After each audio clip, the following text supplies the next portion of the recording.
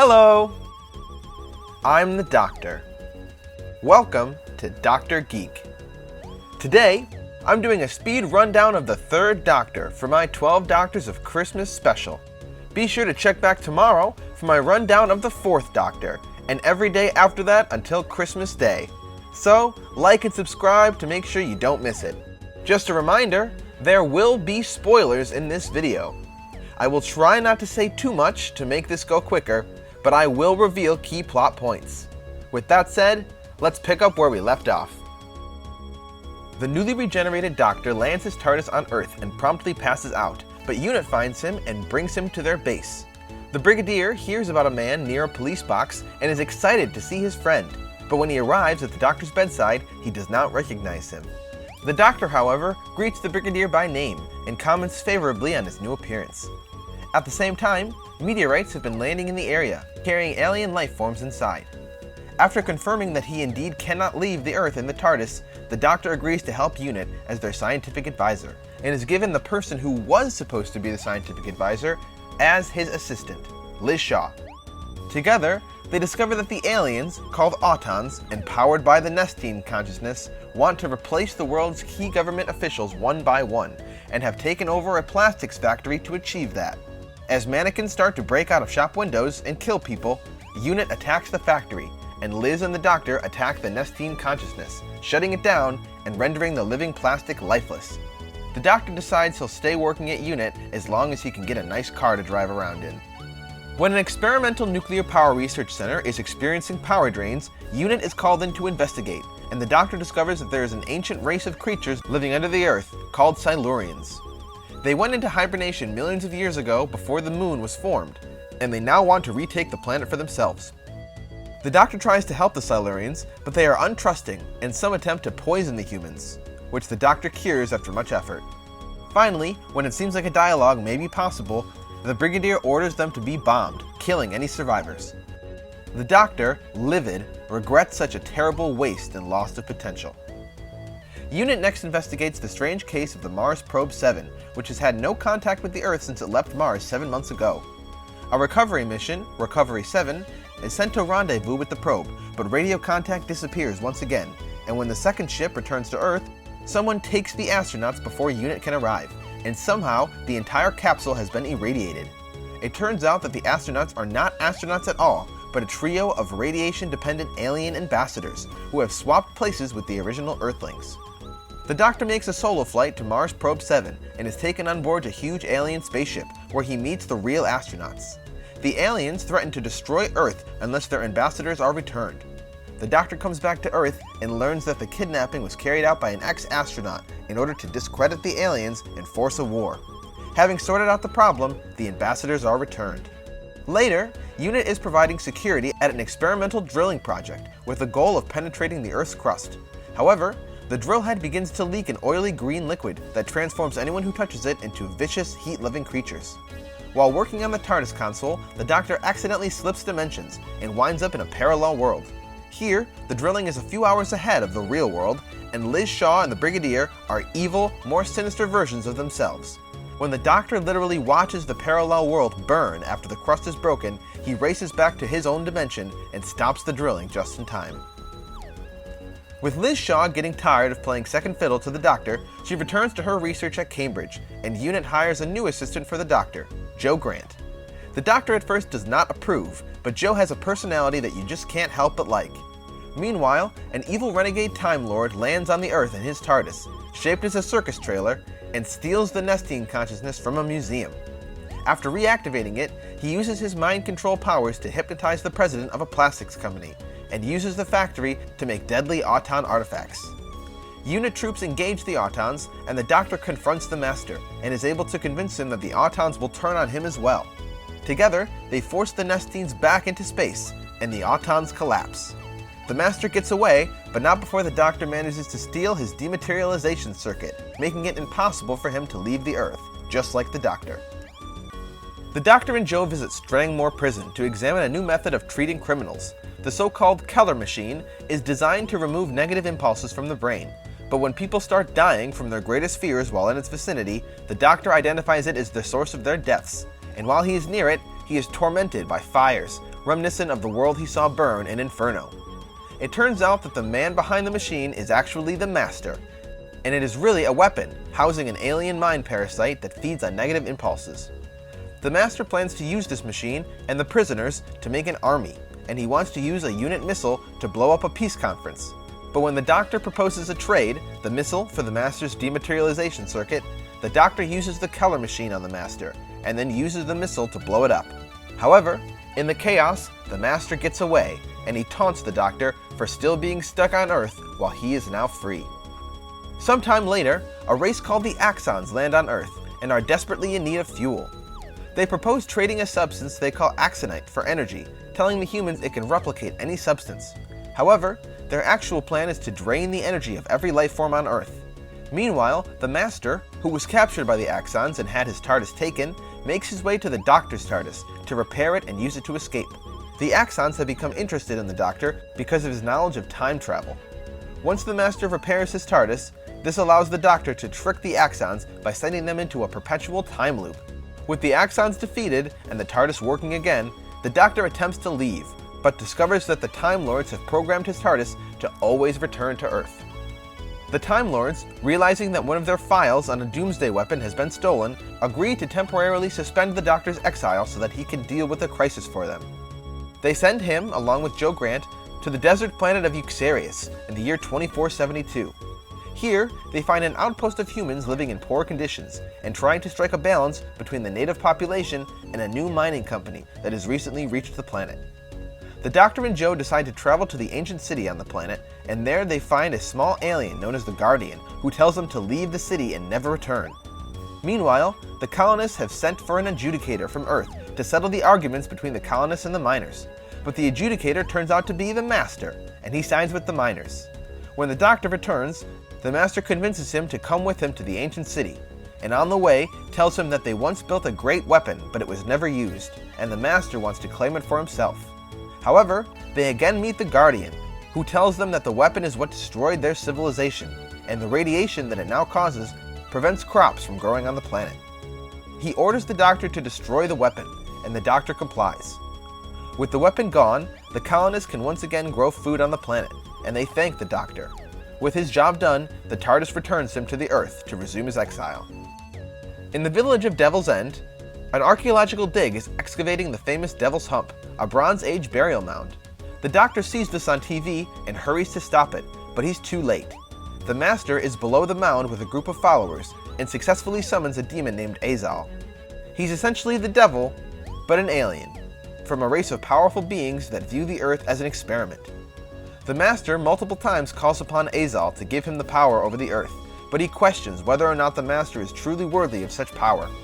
Finally, with both the Master and the Doctor trying to convince him, Azal agrees to give the Master the power he seeks, and moves to kill the Doctor. But Joe Grant moves in front of him, and offers her life instead. The self-sacrifice confuses the demon, and he goes into a frightened rage, and as they all run out of the cavern, it explodes. The Master, in the aftermath, is finally caught after 5 straight Master stories, where multiple people died, all because the Doctor wanted a nemesis to play with. Sir Reginald Styles, a British diplomat, is trying to organize a peace conference to avoid World War III, when a soldier appears and holds him at gunpoint. But before he can fire, he disappears. Thinking he saw a ghost, he continues with the conference, but the Doctor finds a small time machine device and determines that the soldier was a time traveler. The Doctor travels to the future in the 22nd century, where he learns that the traveler came from, and finds out that after an explosion at the peace conference engineered by Styles, there was 100 years of war that killed 7/8 of the population and paved the way for a second Dalek invasion of the Earth. The Daleks now use the planet for its resources, and gloat to the Doctor that they have developed time travel, invaded the Earth again, and altered history. When the Doctor learns that the rebels of the 22nd century are going back in time to try and kill Styles to prevent the war, he realizes that by doing so, they will cause their own future, as it will be their bomb that explodes, not Styles. Back in the present, the rebels instead use their bomb to destroy the Daleks, and the peace conference goes on. The Doctor and Joe make a test flight in the TARDIS, and arrive on the planet Peladon. Seeking shelter, they enter the citadel of the soon-to-be-crowned King Peladon, where the Doctor is mistaken for the human member of a committee assessing an application by the planet Peladon to join the Galactic Federation. And he joins the other delegates, Arcturus, the Ice Lord Islier, and the Ice Warrior Sorg, and Alpha Centauri, who I made a discussion video about back in June. Several suspicious accidents happen to the delegates, which Joe links to the Ice Warriors, but it soon becomes clear that the King's High Priest Hapesh is to blame, as he is trying to sabotage Peladon's chance at entering the Federation. He made a deal with Arcturus, who tries to kill the Doctor, but is shot and killed by the Ice Warrior Sorg. Meanwhile, Hapesh is attacked and killed by a rare beast of Peladon, Agador. The Doctor and Joe sneak back into the TARDIS when the real Earth delegates finally show up. The Doctor and Joe visit the Master in his high-security prison on an island off the south coast of England. He claims to have reformed, but refuses to reveal the location of his TARDIS. They learn that some ships have been mysteriously disappearing, and the Doctor and Joe are soon attacked while examining a sea fort by an underwater Silurian, which a crew member calls a Sea Devil. The Doctor discovers that the Master has been stealing equipment from the naval base to build a machine that will control the Sea Devils, in his newest bid to conquer the world. He summons some to the prison, and the Doctor is captured and taken to their leader. The Doctor attempts to negotiate peace once again, but the humans begin attacking them, ruining any hope. The Master forces the Doctor to help him build a machine to wake all of the Sea Devils, but when they use it, the Sea Devils imprison both of them. However, they quickly escape, and the machine that they use to wake the Sea Devils has a massive feedback, destroying the colony, having been sabotaged by the Doctor. As is usual, the Master manages to escape in the ensuing chaos. The Doctor and Joe arrive on Skybase 1, an orbiting space station above the planet Solos. The TARDIS has been transported there by the Time Lords, and they have with them a messaging box, which will only open for its intended recipient. The package seems to be for Kai, a native of Solos, who has been framed for the murder of an Earth administrator by the militaristic Marshal of Skybase 1. The Marshal is crazy, and conducts experiments on the planet that kill the natives, seeing them as little more than animals. The Doctor passes his message box to Kai, and it opens to reveal ancient tablets and etchings, which are written in the language of the Old Ones of the planet. And they learn that the current mutant phase that the Silurians are exhibiting is just a natural part of their life cycles, and they soon transform into beautiful beings of immense power, destroying the Marshal as punishment for his wickedness. The Doctor and Joe return home. The Master, under an alias, is at Cambridge University to conduct time experiments. His Tom-Tit experiment, standing for transmission of matter through interstitial time, is focused around transmitting matter by breaking it down into light waves, and he is particularly interested in examining a trident-shaped crystal he has, using it to attract a being he addresses as Kronos. The Doctor follows a hunch and visits the Institute. There, he sees the experiment and realizes that the Master is summoning Kronos, a powerful chronivore, a creature that feeds on time itself. The Master flees in his TARDIS when Kronos is too powerful and turns on him, but the Doctor follows in his own TARDIS and risks mutual destruction by time ramming the Master, aka making his TARDIS occupy the same point in time and space as the Master's. But when he does this, it sets Kronos free, and he thanks the Doctor by saving him from the time ram, and at the Doctor's request, the Master as well. But, as you may guess, the Master gets away. An eerie blob energy creature arrives on Earth, attempting to kill the Doctor. Meanwhile, the homeworld of the Time Lords is under siege, with all the power sustaining it being drained through a black hole. Trapped and desperate, the Time Lords do the unthinkable and break the first law of time, allowing the Doctor to aid himself by summoning his two previous incarnations from the past. Initially summoning only his previous incarnation, the second Doctor, they find that the two Doctors do not get along and bicker constantly, and so attempt to retrieve his first self to keep them in order, but can only maintain this for a few moments. The first Doctor thinks the black hole is a bridge between universes, and the other Doctors allow the TARDIS to be swallowed up by the energy creature, which transports them, Joe Grant, Sergeant Benton, and the Brigadier into an antimatter universe created by the legendary Time Lord Omega. Omega was the person who created the supernova that powers Time Lord civilization, and was thought to have been killed in that explosion. In actuality, he had been transported to the antimatter universe, where his will and thought turned the formless matter into reality. Trapped due to the fact that his will is the only thing maintaining reality, he vowed revenge on the Time Lords who left him stranded. The exile has made Omega quite insane, and he has summoned the Doctors here to take over the mental maintenance of the antimatter universe so he can escape. However, the Doctors discover that years of exposure to the corrosive effects of the black hole have destroyed Omega's physical body, trapping him here forever. Driven over the edge by this discovery, Omega demands that the Doctors share his exile. The Doctors trick Omega into introducing positive matter into his universe, and he destroys it, killing him instantly. As a reward for helping them in their time of need, the Time Lords return the Doctor's dematerialization circuit, allowing him to travel through space and time once again. The Doctor and Jo arrive on the SS Bernice, a cargo ship crossing the Indian Ocean, but things are not what they seem. The pair escape from the ship through a strange hatch plainly visible to them, but ignored by both the crew and passengers. The Doctor and Jo venture through the circuitry of some sort of giant machine and arrive in marshlands. Chased by droshigs, huge swamp-dwelling carnivores, they escape back into the circuitry. Here, the Doctor realizes that they have materialized inside the compression field of a miniscope, a machine banned by the Time Lords that keeps miniaturized groups of creatures in their natural environments. The droshigs break into the circuitry, and the Doctor and Jo flee back to the ship. They are separated in the confusion as the crew defends against the droshigs. Creeping through the machine's circuitry, the Doctor eventually finds a way to the real outside and is restored to his normal size, but returns to find Jo, and the two escape just in time, and force the owner of the miniscope to give it up. The Doctor and Jo are next caught up in the escalating tension between the planets Earth and Draconia, and discover that the Master is secretly working to provoke the two into an all-out war. And by teaming up with the Daleks, he becomes more intimidating than ever. As they try to escape, the Master fires at the Doctor, grazing him, and causing him to use the TARDIS's telepathic circuits to send a message to the Time Lords. As the Doctor passes out, the Time Lords take control of the TARDIS, and bring them to a forested planet named Spearhead. As Jo explores, plants begin to attack the TARDIS, covering it in hard sap, and preventing air from getting in. Inside, the Doctor wakes up and begins to suffocate due to lack of oxygen. A group of people find the TARDIS and rescue the Doctor, and when he says they look familiar, they tell him that they are from the planet Skaro, and he realizes that they are Thals. When a Dalek Supreme arrives on the planet, the Doctor and Jo team up with the Thals and use a bomb in a cooling chamber to destroy the Dalek army with a wave of ice. As they make their way to the Dalek Supreme's spaceship, the Doctor tells the Thals not to glorify war, as they were once a peace-loving race. Once the Thals leave for Skaro, the Doctor and Jo run back to the TARDIS, chased by more Daleks, and dematerialize just in time. When a miner shows up dead with glowing green skin, the Doctor and Jo go to investigate. But first, the Doctor takes a trip in his TARDIS to Metabolus 3, where he is attacked by unseen creatures, but manages to grab a small blue crystal.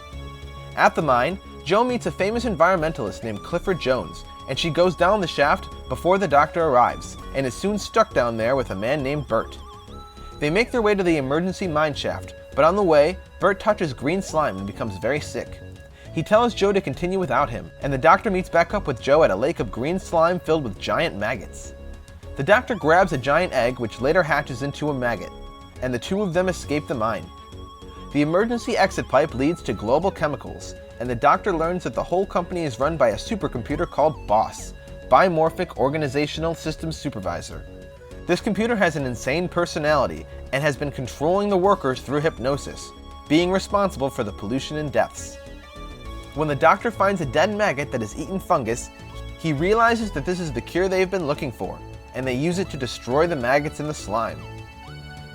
The Doctor returns to Global Chemicals to confront Boss, and after he uses his blue crystal to free a worker from the machine's control, he cross-feeds the generator circuits and causes the factory to explode. Back at Unit, Jo and Clifford have fallen in love, and they announce that they are getting married, effectively ending Jo's tenure as the Doctor's companion. As she dances with her new fiancé, the Doctor, clearly very upset, drives off.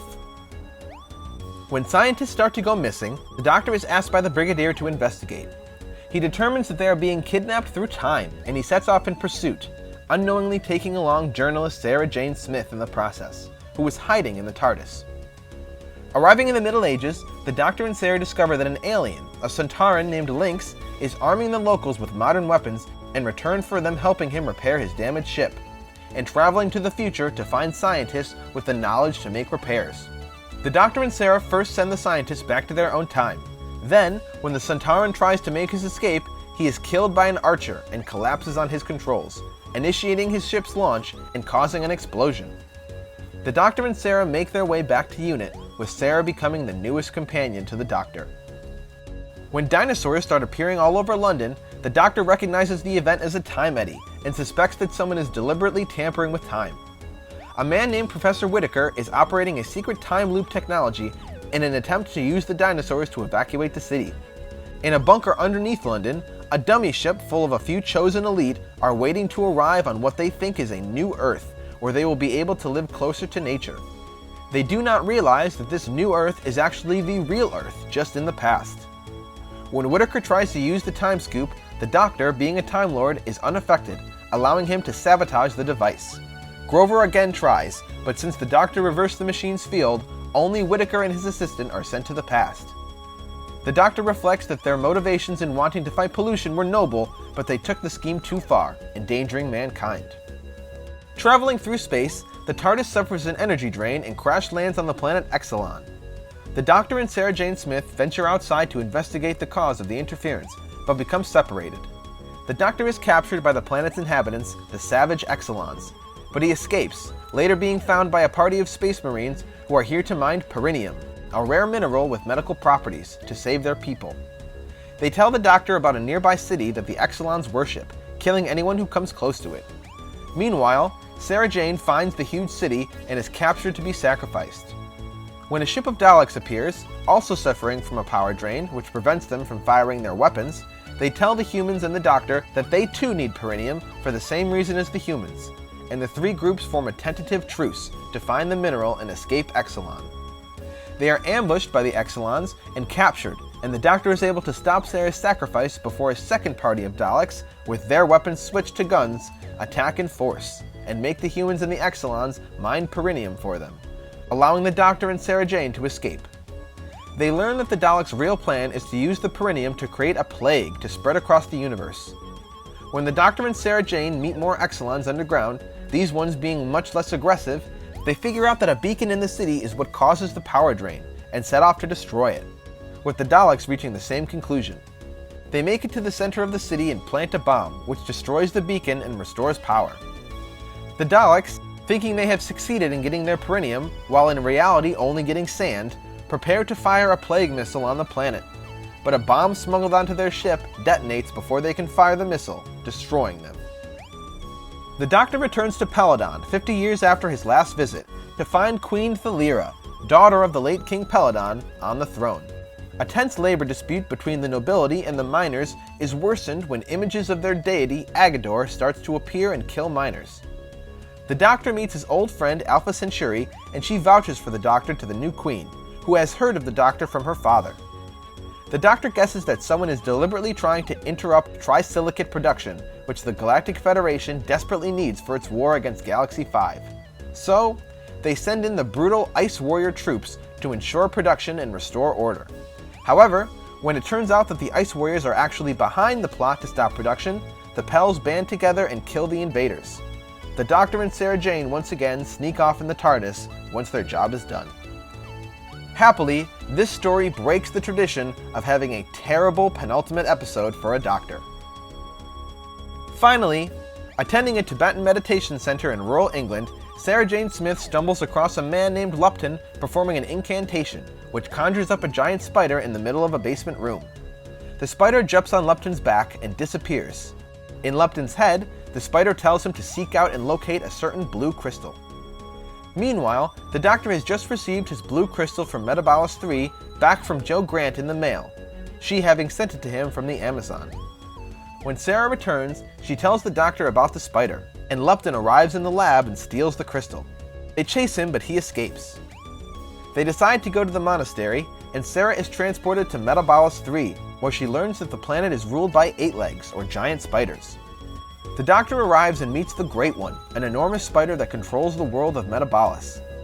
She craves the Doctor's crystal to complete a lattice of hundreds of them in her web, and she sends the Doctor and Sarah Jane back to the Earth to retrieve it.